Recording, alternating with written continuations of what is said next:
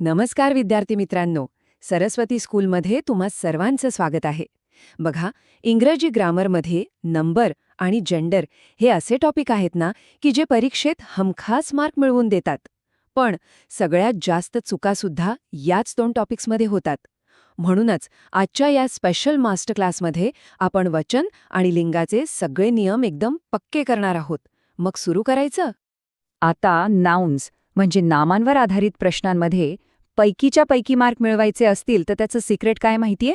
ते दडलं या दोन मजबूत स्तंभांमध्ये. पहिला आहे नंबर म्हणजेच आपलं वचन आणि दुसरा आहे जेंडर म्हणजेच लिंग. आपण एकदा का हे दोन्ही स्तंभ मजबूत केले की मग बघा एकही मार्क जाणार नाही. तर मग आजचा आपला रोडमॅप कसा असेल? सगळ्यात आधी आपण नंबरचे सोपे नियम पाहू. त्यानंतर परीक्षेमध्ये जे ट्रॅप्स किंवा सापळे टाकले जातात ना, ते कसे ओळखायचे हे शिकू. मग आपण वळूया जेंडरकडे, त्याचे नियम समजून घेऊ आणि सगळ्यात शेवटी या दोन्ही गोष्टी एकत्र करून तुमची तयारी एकदम परफेक्ट करूया. चला तर मग आपल्या पहिल्या पिलरला सुरुवात करूया. नंबर म्हणजे एकवचनाचं अनेक वचन कसं करायचं याचे एकदम सोपे नियम आता आपण पाहणार आहोत. हे तर आपल्याला माहितीच आहे, बरोबर ना? सिंग्युलर म्हणजे एकच गोष्ट, जसं की एक बुक किंवा एक काव. आणि प्लुरल म्हणजे एकापेक्षा जास्त, बुक्स, काउज. अगदी सोपं आहे. आता इथे जरा लक्ष द्या. हा जो सफिक्स मॅट्रिक्स दिसतोय ना, हा खूप महत्वाचा आहे. का? कारण हा आपल्याला एक जादू शिकवतो. शब्दाचा शेवट बघूनच त्याचं अनेकवचन कसं करायचं हे आपल्याला कळतं. म्हणजे वेगवेगळे नियम पाठ करत बसायची गरजच नाही. फक्त हा एक चार्ट डोक्यात फिट बसवायचा. ठीक आहे, तर आता हे 4 मुख्य नियम एकदम पटकन समजून घेऊया. पहिला नियम सगळ्यात सोपा. बहुतेक शब्दांना फक्त एस लावायचा. बुकचं झालं बुक्स. दुसरा नियम, जर शब्दाचा शेवट एस, एसएच, सीएच, एक्स, ओ किंवा झेडने होत असेल तर ईएस लावायचा. बसचं झालं बसेस. आता तिसरा नियम थोडा ट्रिकी आहे. शब्दाच्या शेवटी वाय असेल आणि त्याच्या आधी व्यंजन असेल तर वायला टाटा बाय बाय करायचं आणि आयईएस लावायचं. आर्मीचं झालं आर्मीज. आणि चौथा नियम, जर वायच्या आधी स्वर असेल तर काहीच काढायचं नाही, फक्त एस लावायचा. बॉयचं झालं बॉयज. सोपं आहे ना? आता येतो एक स्पेशल नियम. ज्या शब्दांच्या शेवटी एफ किंवा एफई येतं तिथे आपण एफ किंवा एफई काढून टाकतो आणि वीज लावतो, जसं की वाईफचं वाईव्ज. पण थांबा, काही शब्द आहेत जे बंडखोर आहेत. ते हा नियम अजिबात पाळत नाहीत. आपण त्यांना द रेबल्स म्हणूया. हे फक्त एस घेतात. मग यांना ओळखायचं कसं? त्यासाठीच ही एक खास ट्रिक आहे. हे वाक्य कायम लक्षात ठेवा. The chief on the roof is safe. बस हे एक वाक्य तुम्हाला चीफ, रूफ आणि सेफ हे 3 महत्वाचे रेबल्स म्हणजे अपवाद कधीच विसरू देणार नाही. ही आपली सिक्रेट ट्रिक आहे बरं का. अशाच मजेदार ट्रिक्स आणि सोप्या पद्धतीनं ग्रामर शिकायचं असेल ना, तर एक काम नक्की करा. आपल्या सरस्वती स्कूल चॅनलला पटकन सबस्क्राईब करा. म्हणजे एकही महत्वाची ट्रिक मिस होणार नाही. चला, नियम तर आपण शिकलो, पण खरं सांगू, परीक्षक प्रश्न नियमांवर कमी आणि अपवादांवर जास्त येतात. परीक्षक आपल्याला मुद्दाम अशा शब्दांमध्ये अडकवतात. तर मग आता आपण थेट त्या परीक्षेतील सापळ्यांवरच हल्ला करूया.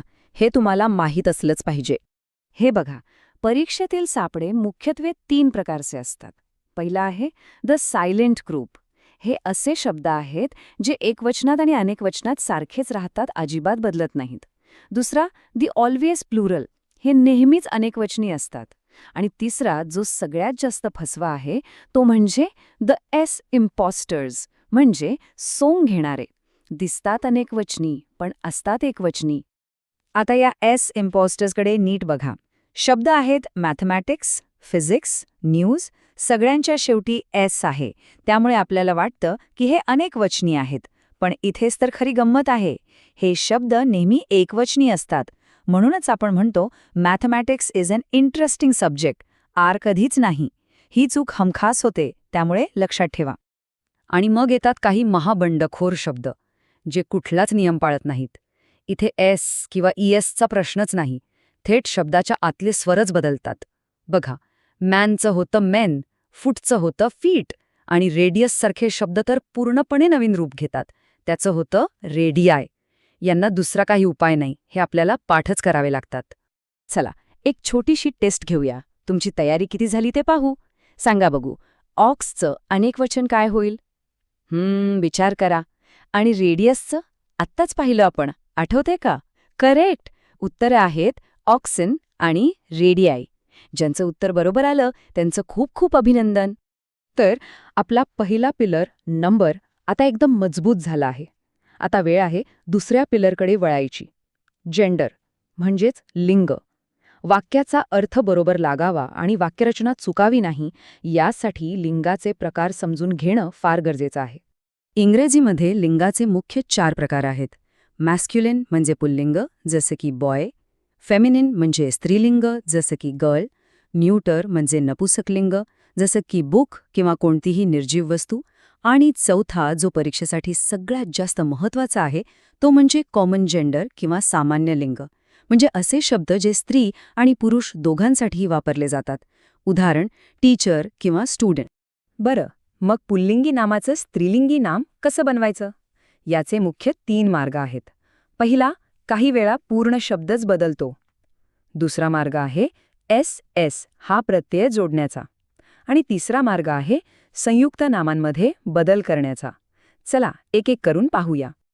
आता हा ईएस प्रत्यय लावण्याचा नियम बघूया. याचे 3 स्तर आहेत. पहिला तर सोप्पा आहे, सरळ ईएस लावायचा. पण दुसरा स्तर महत्वाचा आहे. इथे शब्दाच्या शेवटचा स्वर किंवा वॉवल काढून मग ईएस लावतात. उदाहरणार्थ, ॲक्टर या शब्दातला ओ काढून ॲक्ट्रेस असं होतं. हा नियम परीक्षेमध्ये हमखास विचारला जातो, त्यामुळे यावर विशेष लक्ष द्या. जेव्हा कंपाऊंड नाउन्स म्हणजेच संयुक्त शब्द येतात, तेव्हा लिंग बदलताना मुख्य शब्दाचं लिंग बदलतो. पण परीक्षेसाठी एक स्पेशल केस लक्षात ठेवा. कमांडर इन चीफ या शब्दाचं अनेकवचन करताना आपण कमांडर्स करतो, पण लिंग बदलताना कमांडर हा शब्द तसाच राहतो. गरज पडल्यास त्याच्या आधी वुमनसारखा शब्द जोडला जातो. हा एक महत्त्वाचा अपवाद आहे. चला, पुन्हा एकदा एक छोटीशी टेस्ट. सांगा पाहू, फॉक्सचं स्त्रीलिंगी रूप काय असेल? हा शब्द खूप कॉमन आहे. आणि एम्पररचं? आठवते का SS वाला नियम? अगदी बरोबर. उत्तरं आहेत विक्सिन आणि एम्प्रेस. वाह, छान तयारी चाललीये. ठीक आहे, आत्तापर्यंत आपण नंबर आणि जेंडर हे दोन्ही स्वतंत्रपणे शिकलो. पण आता खरी परीक्षा आहे. परीक्षेमध्ये दोन्ही नियम एकत्र वापरून वाक्य दुरुस्त करायला सांगतात. असे प्रश्न कसे सोडवायचे हे आता आपण शिकणार आहोत. हे उदाहरण बघा. इथे आपल्याला नंबर आणि जेंडर दोन्ही नियम एकत्र वापरायचे आहेत. पहिलं काम, लिंग बदलूया. मास्टरचं स्त्रीलिंगी रूप होईल मिस्ट्रेस आणि बॉयचं होईल गर्ल. आता दुसरं काम, वचन बदलूया. मिस्ट्रेसचं अनेकवचन होईल मिस्ट्रेसेस आणि गर्लचं होईल गर्ल्स. म्हणजे आपलं फायनल उत्तर काय झालं? The mistresses and the girls. परीक्षेमध्ये हेच स्किल तपासलं जातं. तर परीक्षेला जाण्याआधी एक फायनल रिव्हिजन तर व्हायलाच पाहिजे, बरोबर? चला, आज आपण जे काही शिकलो त्यातील सगळ्यात महत्त्वाच्या मुद्द्यांवर एकदा पटकन नजर फिरवूया. ही तुमची फायनल क्विक चेक आहे, त्यामुळे नीट लक्ष द्या. हे शब्द कायम लक्षात ठेवा. F वाले रेबल्स, S वाले इम्पोस्टर्स आणि जेंडरमधले मोठे बदल. आता तुमच्यासाठी एक छोटासा पण इंटरेस्टिंग होमवर्क. तुमच्या घरात किंवा आजूबाजूला दिसणाऱ्या अशा 3 गोष्टींची नावं शोधा जी कॉमन जेंडरमध्ये येतात. आणि त्यांची नावं खाली कॉमेंटमध्ये नक्की सांगा. बघूया कोणाला सापडतात ते. आणि हो, पुढच्या मास्टर क्लाससाठी आपल्या सरस्वती स्कूल चॅनलला सबस्क्राईब करायला अजिबात विसरू नका.